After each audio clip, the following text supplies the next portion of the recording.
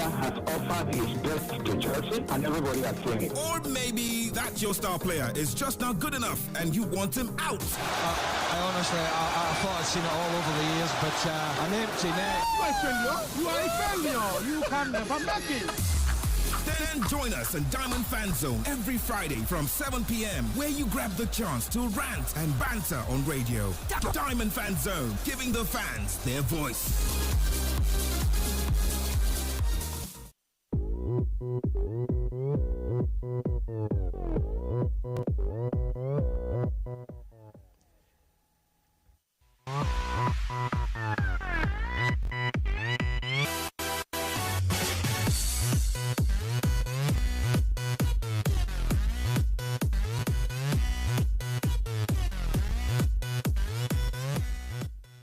Good evening, sport fans. Now you have it. You have your voice. You have the platform that gives you the voice to rant and bant.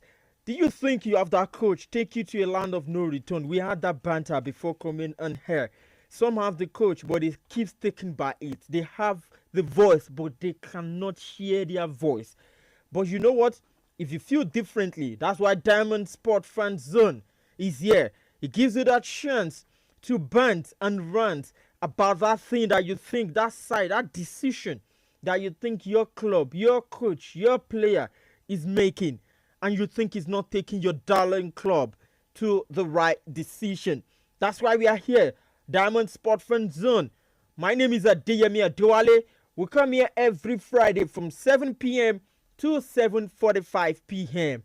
Our job is to give you that platform, bring out the topics for you to rant and bant. Share your bant and your rant about that decision that you think is happening in your loved club and you're not happy about. And you're a Manchester United fan. What do you think about your club? You think it's the Glazers, or you think the Ineos group are not making the right decision, or you are the type that you are not convinced with everything that Ruben Amorim is doing, despite that wonderful performance yesterday in the UEFA Europa League? Or are you a Liverpool fan, or you want to send a message to the Liverpool fans that what they need to do for Arne Slot come next season, that they don't need to be carried away with everything that happened this season? Are you a Chelsea fan, tired of Enzo Maresca? Are you proud of Chelsea? Not proud of Chelsea? This is where you can share your opinion. I won't forget you. Are you an Arsenal fan? You are dear to my heart. I love you guys so much, the Arsenal fans. Are you tired of the continuous, consistent trophyless season, especially under Mikel Arteta? Are you tired of winning Community Shield and be defending a Community Shield is a major and a top trophy? Well, Diamond Sport Fan Zone, we come here and we do the talking until we are being heard. That's why we are here. Well, the platform, the medium for you to be able to do that, get through to us in the studio and share your own rant and bant with us. You can call us on this number, 0913 655 6952. Come again with the number slowly, 0913 655 6952. Send messages on WhatsApp, 0913 655 6864. 0913 655 6864. I said it earlier, in case you have not joined us, it's Diamond Sport Fan Zone that you're just joining us. Diamond Sport Fan Zone from Diamond FM, right here in the beautiful city of Ilorin. 88.7, your shining supreme radio station. And my name is Adeyemi Adewale. Joined in the studio by my brother Emmanuel and also Oluwatishe, making his comeback. Let's see if he's elated and excited. Good evening to you guys. How are you doing? I'm fine. It's good to be back in the studio once again. You know, after the trip to England to watch the boys. How do you feel going with that trip? I came back with empty-handed. Yeah. I was hoping I'll come back with the 3 points, but there's no 3 points here. That's the mistake you make. That's why you came back empty.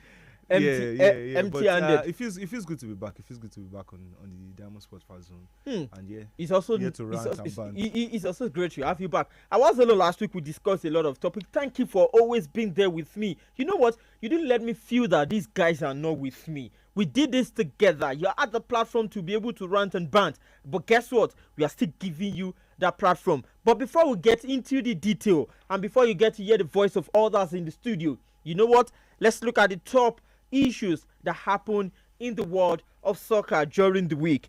During the week, we know that Barca won the UEFA. It was last weekend. Oh, on Saturday. Well, the last time we were here, it has not happened. Let's start from there. On Saturday, for Barca, they won the Copa del Rey, defeating Real Madrid in the final. 3-2. It ended eventually. Something Arsenal fans cannot relate to. Quickly, I'm still taking the stories, please. Okay. Quickly, let's go to the next story. Coming into midweek, Arsenal, they're back in the Champions League, a trophy. They said they are prepared and elated to do it. But guess what? They were defeated at home by Paris Saint-Germain. Goal scored in about 6th or 4th minutes of that game, and Arsenal has no response to the goal till the end of the game. Paris Saint-Germain left England with another victory, defeated in the Europa League. They seem to have a foot in the final of European competition, something Arteta does not know how he feels. We go on this very quick commercial break. We'll come back, guys. Then we start sharing what the rant and the band will be on the show today. And we throw the phone lines open. Let's hear your own opinion. Before that quick commercial break, we'll be back.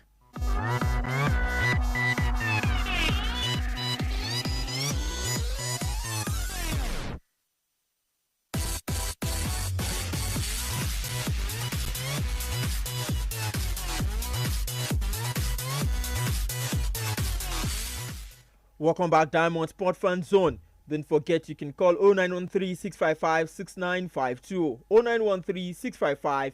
0913-655-6952. That's the number to call into the studio.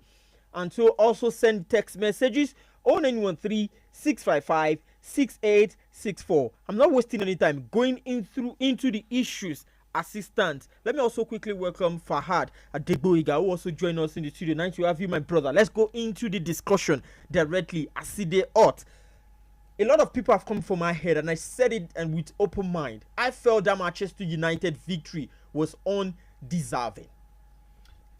Well, I would not say it's undeserving, but I would say they started to take their chances and they started to play well. Let me use that quote unquote. They started to play well after the red card, because if you saw the game before the red card, it was like Atletico Bilbao had the game. Let me also say on the platter, because they were the team that had the most. Yeah, they had the most chances. They were on the front foot, and United didn't look like they have answers to every questions they were asking. They just didn't take they didn't take their chances until the red card happened. Let's pick it one after the other. Why I said they were lucky. It was undeserving. Let's look at the penalty, and I've seen this all over and all over again. That penalty not going their way, it could have been a different game, and I think it is soft. But like we say in this aspect of the country, the referee could have booed you. That is not a penalty, as far as I'm concerned. I saw that in the El Clasico, it wasn't picked, even with the fact that they used the VAR. I saw the Arsenal game, Kvaratskhelia and Timber. It was so slight. Referee pointing a penalty in that Arsenal game. Guess what? Everything Arsenal did throughout the game, we will not be saying the second leg is as open as it is right now. But you know what the referee did? Fairness, let the game go on. That Manchester United referee could have done the same thing, but gave United a penalty, a red card, and that ended the game. Yeah, well, I've always been saying that although what I've been saying is about the inconsistency of the refereeing in the Premier League, but now it seems like it's not just in the Premier League alone; it's also in European competitions. So like you see where in one match there's a decision, the referee does not pick it, and in the next game there's a similar decision like that. This one is not even about referee. It's about looking at moments in that game, especially when you talk about Manchester United and when you look at the moments in the game for United.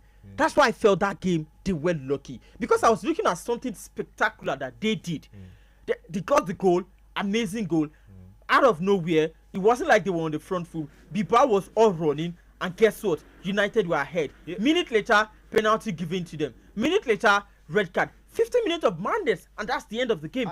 I think if you look at it, one thing Amorim said was that some of his players were actually nervous at the beginning of the game. What do you mean by being nervous? That was actually said. If you look at the likes of Gatti, because he lost the ball that led to a chance that almost. That still says United were lucky with the victory. It was undeserving victory from United. I'm still going somewhere. So at the end of the day, they actually came back into the game. They actually controlled the tempo. Control which tempo? Which game? Well, God. I will have to agree with him when it comes to using your discretion as a referee in the game. I'll have to agree. And the discretion should have been used in the right way to say if there's a discretion that should be used there, the discretion should be I don't want to spoil this game. But as a ref, there's no I don't want to spoil this game. You have to play by the rules. You have to go with the rules. You don't have to play. So if this also going against United in the second leg, play by the rules, United are fine. They have to be fine with it because it has happened to them in the round of 16. In our studio, we have the chairman of Manchester United Fan Association also joining us after they won 3-0, Stanley Efue. It's nice to have you guys. It's nice to have you join us, Stanley. We've been talking. A lot of United fans have come at me, and I open chests. I'm still saying the same thing. That victory was undeserving from Manchester United. That penalty, that should not be a penalty. Good evening. Let me use that word. Good evening. Thank you. Good evening to the guys in the studio. Thank you. No problem. Good evening to you too. For you saying it's undeserving, I don't know the angle you're coming from. When you look at the analysis of the game, barring the red card, 7 shots on target as against 3.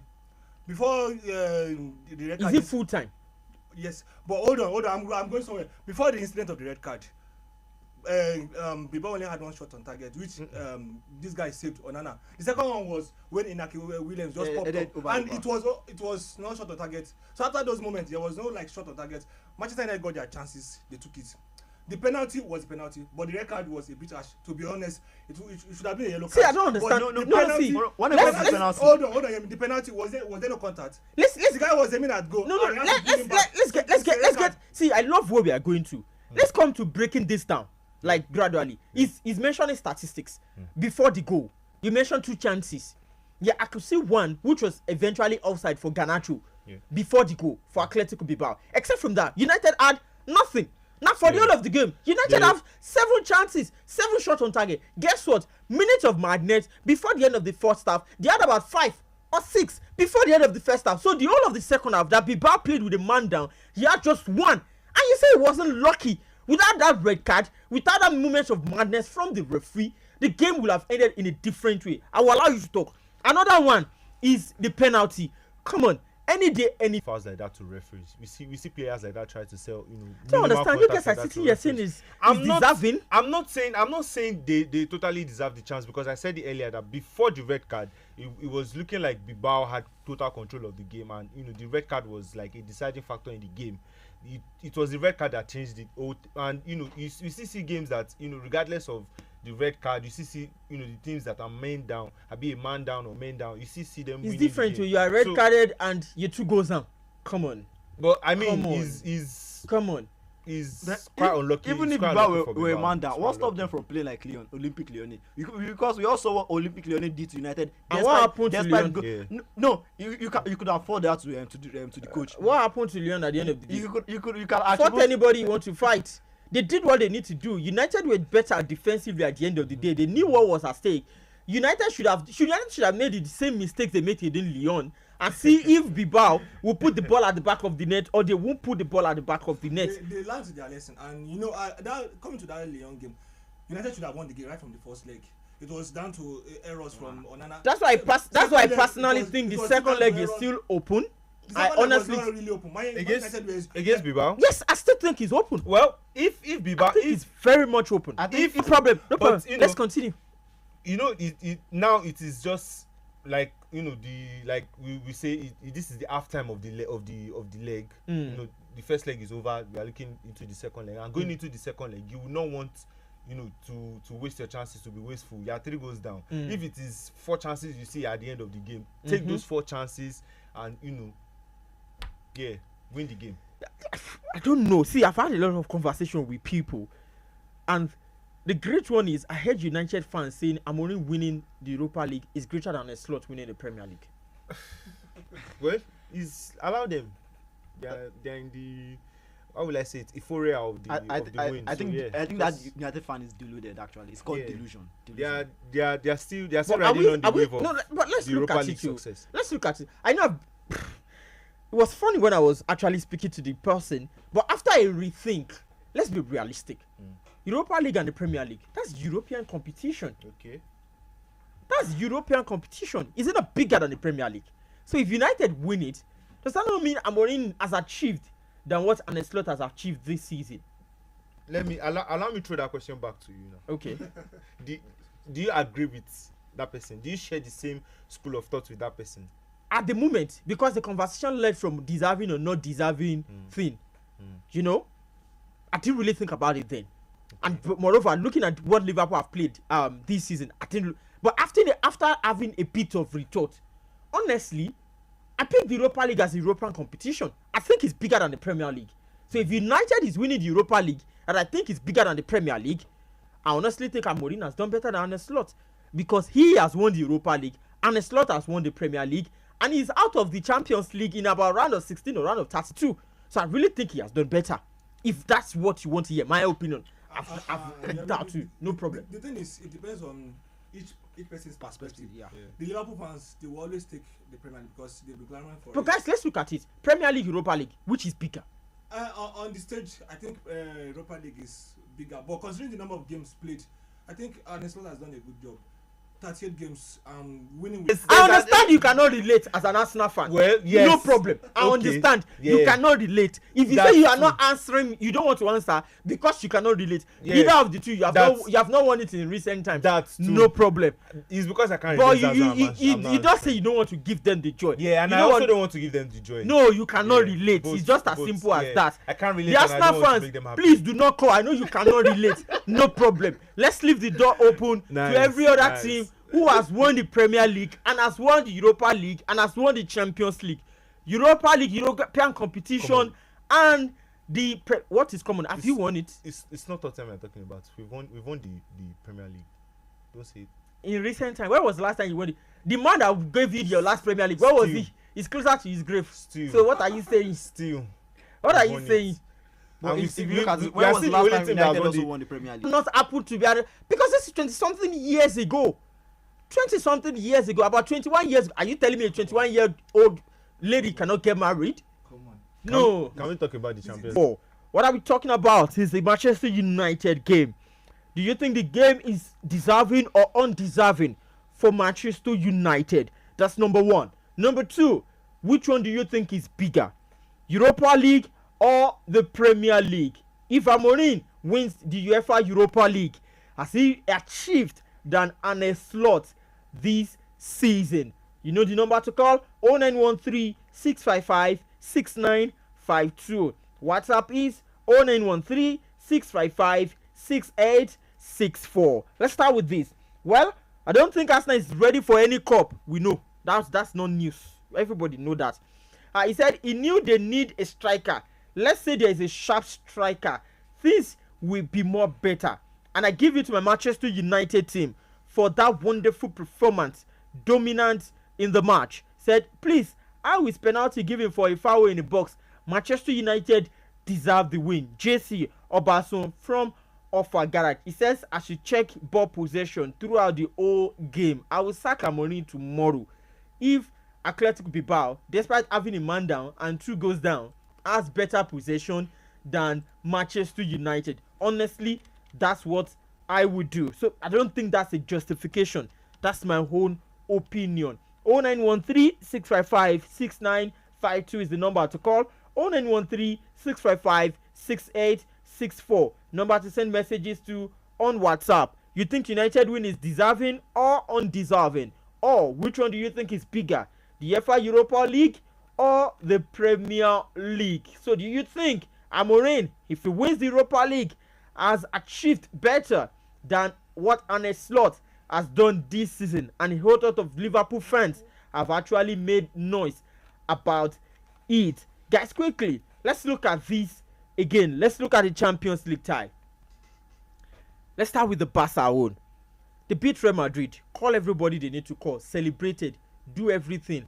Now they are one leg out of the Champions League against Inter Milan. Is that tie still open? Because some Barca fans are still, they think the tie is open and they think they are still favourite for that game. Yeah, well, I still think it's open because there's no longer there's nothing like away goal. The away goal rule has been scrapped. If there was something like the away goal still in the Champions League right now, I said okay, maybe Inter Milan they've won this one, but and if you consider the Barcelona squad now, they have injuries. Their main striker is out with Lewandowski, and I think Koundé too. Yeah, we don't know when he's coming in. They did not give us a timeline. Yeah, and Koundé too is out. So I mean, they are battling with injuries, and they still came out with something out of that game. So I still think it's still very much open. They defeated Bayern Munich away from the Allianz Arena. So it shows you how good Inter Milan side are. But then if you look at Barcelona,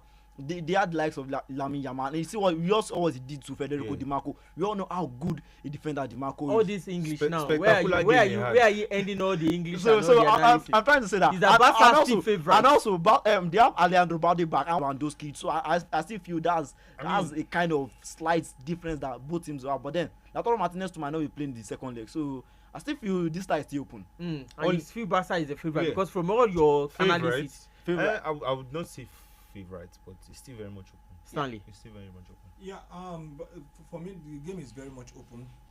Barca can go there and win 1-0.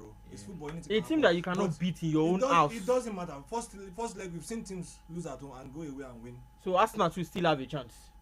Probably, but coming to Barca game, saying Barca is favorite, they are not the favorites. The game is very much open. But when you talk about being favorite, I think Inter Milan still edges it because they are playing at home, and I think Filippo Inzaghi Simone Inzaghi would have learned from the mistake, going 2 goals up and so as a flick will not learn from his own mistake. That's like their managers. But I think defensively, I think Inter Milan will put in a good shift in the second leg. So I think that would be maybe a deciding factor because you know how Inter. If they put in a good defensive play and they're goalless, we are going to penalties. Nobody is winning. That's what I'm saying. We know how Inter can take their chances because that day, like you said, they had only 3 shots on target and they were all at the back of the net. So when they take their chances, 3 beautiful goals. Exactly, 3 beautiful goals, astonishing goals. They can astonishing with headers. No, that Marcus Rams, the first goal. The first goal was no matter how much you try to downplay it, Yemi, we all know those 3 goals were spectacular goals. Which of the 3 goals are you counting? Lamine Yamal's goal? Yes, Yami, we are counting Lamine Yamal's goal. We are counting Rafinha's goal. We are counting Dumfries' goal. We are counting Marcus Rams. Did Rafinha score, Daddy? He scored. No, the own goal, the ball that actually hit Soma from the back. Okay. So I mean, 3 spectacular goals in just one game. Beautiful game. So everybody thinks Barca is still. Yes, definitely. I mean, they can this line too. So Barca fans, the guys in the studio have given you hope. They said the game is still open. Let's talk about Arsenal. The banter says Arsenal out of the UEFA Champions League after losing at home to PSG. You guys were optimistic about Barca. I hope you will be optimistic about Arsenal. Stanley. Yeah, as far as when it comes to Arsenal, the way to judge it is different. I can't blame you. I understand it's Arsenal. That team is something else. They can turn up and they can decide to turn it off. But that very day, I will have to blame PSG because they had the ball, they had the control, they had the chances of at least going 2 or 3 goals up. That minute, I don't know what. Is Arsenal not the team? I don't know what Goncalo Ramos was thinking of. You and the goalkeeper. My question is the tie over? Can Arsenal fight back? We know Arsenal. Let's look at that Arsenal team. Do you see them as a team with the mentality that after going behind at home, they will go to a stadium like Parc des Princes and get a victory? I think the change Arsenal has had this season is the mentality that they can still grind a result. If it will be like 2 seasons or 3 seasons ago, I would say the game is done and dusted. But because of the game against Real Madrid. No. Okay. But the way they've played, they've been resolute this season. But which game? The games they've played. Which one? Just pick one, except from the game against Real Madrid. Just pick one that they've shown strong character. They went to PSV or thereabout 1-7. It's a statement going away and winning at your opponent's ground 7-1, not just 1-0 or 2-0. 7 goes to 1. It's a huge statement. So I wouldn't want to right of Arsenal, and I wouldn't want to dampen the hopes of Arsenal. Yeah, let's clap for Arsenal fans. 7-1 against PSG. And if you look at it in the game against Paris Saint-Germain, there was no Thomas Partey, and we know how crucial Thomas Partey is for Arsenal in that midfield. We know Thomas Partey has turned to Bukayo Saka. No, he is a very crucial midfielder. Very crucial. Continue. The Arsenal fans, they call him General Partey. I think it's the army general. Maybe. I'm surprised that Tisha is not saying anything. No, I mean you keep trying to downplay what everyone has been saying. So I mean I'd rather not say anything than you trying to, because the game is still very much open. It's very the much scoreline open. is 1-0. It's not like it's 7-1 or like the game is done. It's still 1-0. We can go to France and Let's reverse the 2-0. situation. And if you are still looking at this first leg, I don't know why the two guys that spoke earlier, I don't know why they've not mentioned how impactful Donnarumma was for Points. Let's hear. Like it's the tie is still open. It's 1-0. It's not like Arsenal, they are 7 goals down. It's still 1 goal down. We can go there and win 2-0 and come back home and we win it. We can still go back there and get beaten to blue black. Exactly. Which one is likely to happen? It's still very much open. I don't know. It's football. It's football. Anything can happen. But as not fine, you still think you have hope of qualifying to the final. I said it the first round against Real Madrid. I said it that I'm still holding on to that hope. How many percentage of hope are you now holding on to now? Even if it is 0.001, I am still holding on to something. So we come back here next week. If we lose, all well and good, we pack it up. But you were not like this. You were very confident the last time you had the conversation, not last week. Especially after that second leg victory against Real Madrid. I mean, you were like, I've defeated PSG in the first. Come on, I defeated them in the first round. No, let's worry about Inter. I want Inter in the final. I want Barca in the final. And I also said something that I won't be disappointed if this next round Arsenal will lose. No, I said no. it. You said you will not be disappointed if you get to the final. You were already looking at the final. Nah, man. I could remember you and still very much open. They need to start taking their chances. Martinelli. Who will take the chances? Martinelli now. That one, I give him 2 or 3 seasons. He's Aston Villa quality. But he's a Brazilian. There's someone that Manchester United signed. He's also a Brazilian. We know where he's doing his 360 right now. You are train shades. What do you mean by I'm train shades? You didn't know Manchester United that signed him? Am I the one that signed him for them or recommended him for them? He's a retired. Guess what? They want to sign another one right now. I'm warning them now. All of them are saying, he's a good striker. Look at what Manchester United are having. I don't think we have that quality in the squad. My God. You had Rashford and you sent him to Aston Villa, but come on. Exactly. What's Rashford doing? My God. So wait, are you telling are you as a Manchester United fan telling me that Matheus Cunha is better than Marcus Rashford? I'm not saying he's better. You're not letting me go drive. Rashford is still a United player. By the way, let me remind you. In football is not a one-man game. When you are exempting yourself from the team play, that means you are not good for the team. We saw the and you think Matheus Cunha will play in that same environment and everything that happened? So Matheus Cunha is the reset, so that he can lead it the way he's leading Wolves to be flaunting in relegation. He's like the Messiah. Come on. The Messiah. Bruno is the only one carrying Manchester United. So Matheus Cunha will be the Peter that will help the Messiah. Anyhow you see it. My God. Manchester United is no longer a United fans, 0913-655-6952. That's the number to call. Is Matheus Cunha your new Messiah? And for the Arsenal fans, do you think that game is gone and dusted against Paris? For goodness sake, he has not joined. The deal has not been done. Why are you not calling me Messiah?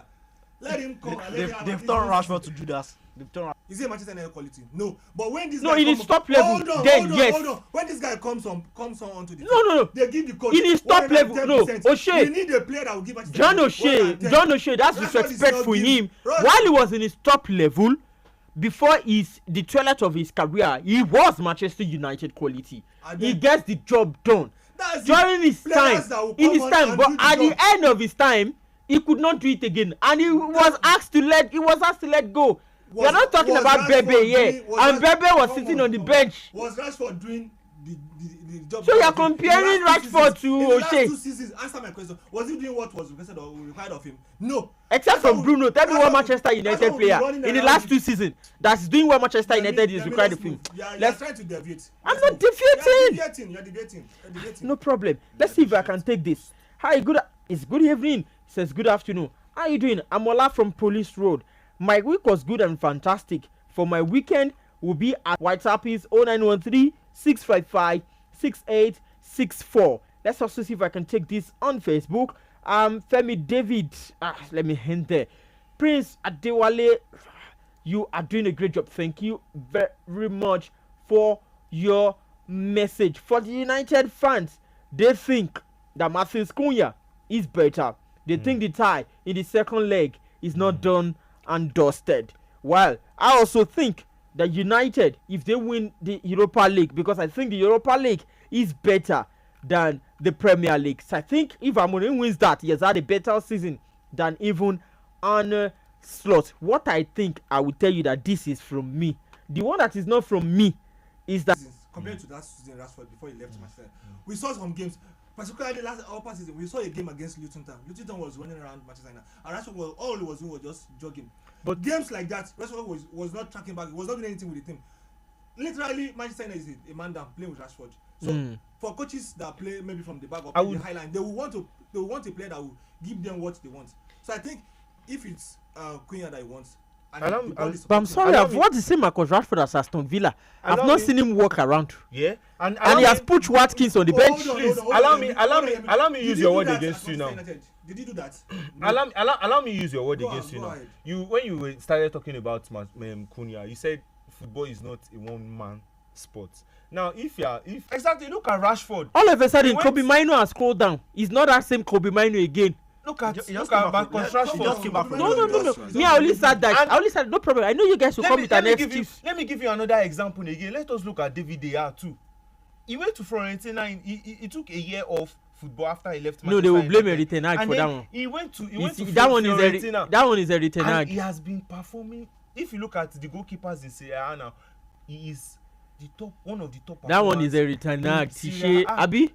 Let him reply. Reply. We need to go. Write to reply. Be fast. You keep bringing. David left. We had no power. But you guys were already swearing for him before he left. I don't understand. It's because you are looking for a devil. I was never part of them. You were looking for a ball playing. I was never a part of them.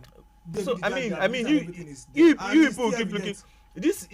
I think the trend in all of this is you guys keep scapegoating a player. Either it's De Gea or it's Maguire or it's Rashford or it's Garnacho or it's Anthony. There is always a scapegoat, and this year now it is Garnacho. Hopefully he leaves and then he goes to what? Tottenham. Look at how Stanley is even looking at him. Thank you very much, guys, for being a part of the show. It feels like the show is against Stanley today. Don't worry, my brother. He's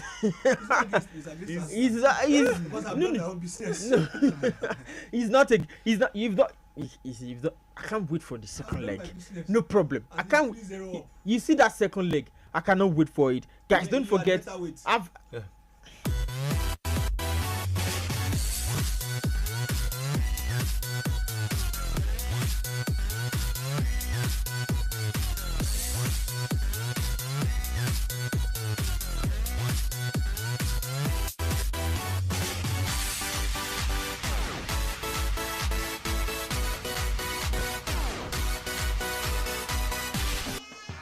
In the finest city of Ilorin.